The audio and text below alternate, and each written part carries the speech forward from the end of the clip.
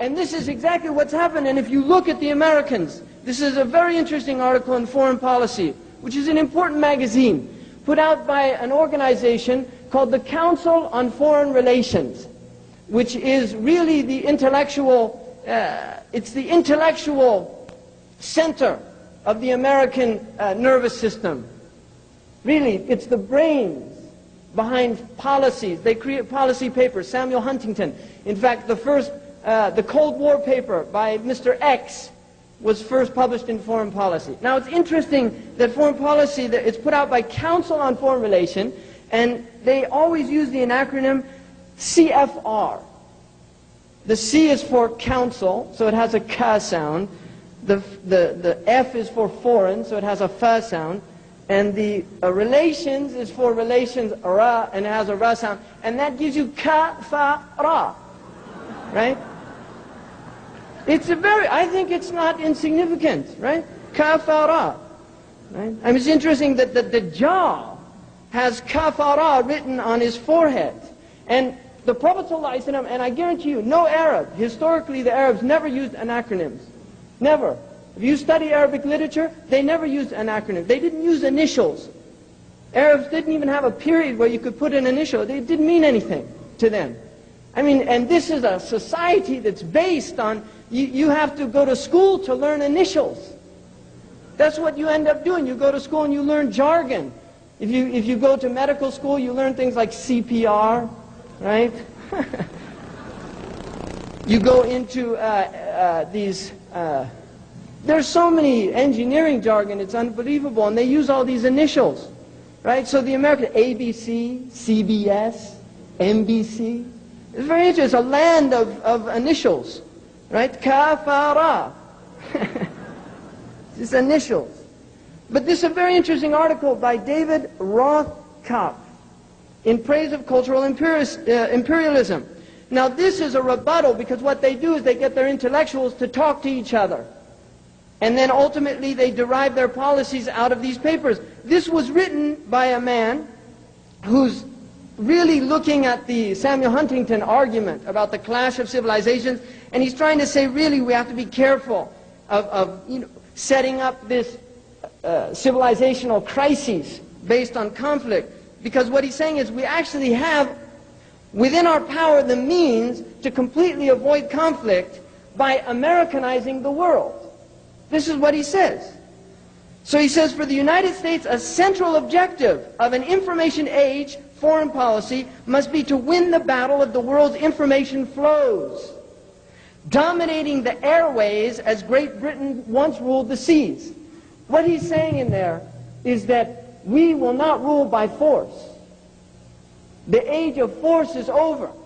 We will rule by controlling the minds.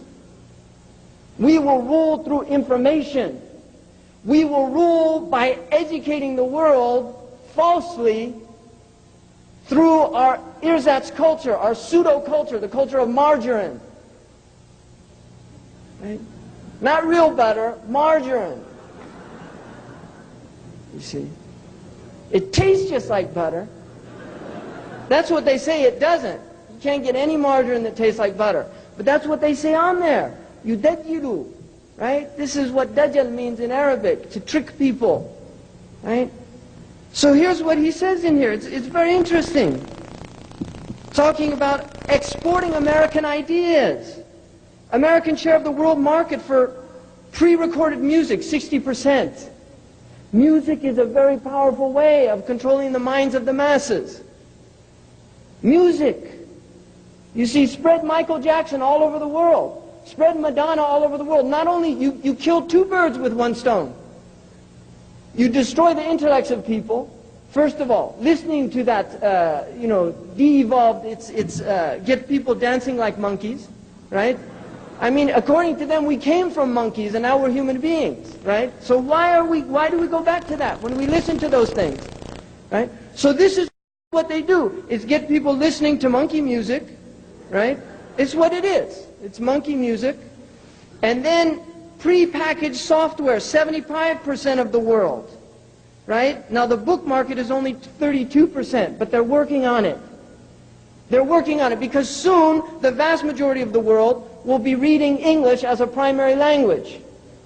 This is their goal.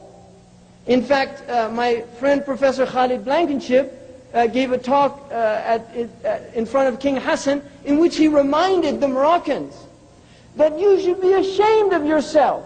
A country of 30 million people, an Arabic country with one of the greatest scholastic traditions in the Muslim world, and yet your universities are teaching in French.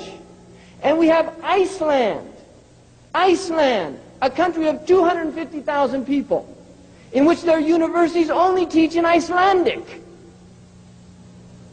In other words, they take all of the information from other cultures because we don't know of any Icelandic, right? What's Iceland doing up there, right?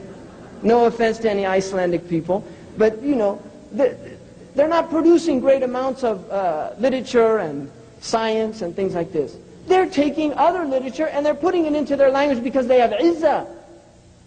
They're proud of their language. They don't want to be culturally dominated by another language, by a foreign language alien to them. And yet the Muslim world, with the exception of Syria, right, which has its all other problems. I mean, لِكُلِّ قَوْمٍ حَسَنَاتٍ, right? The exception of Syria, trying to attempt to use only the Arabic language, and they end up doing a lot of disservice because they create these ridiculous types of ta'rib, right?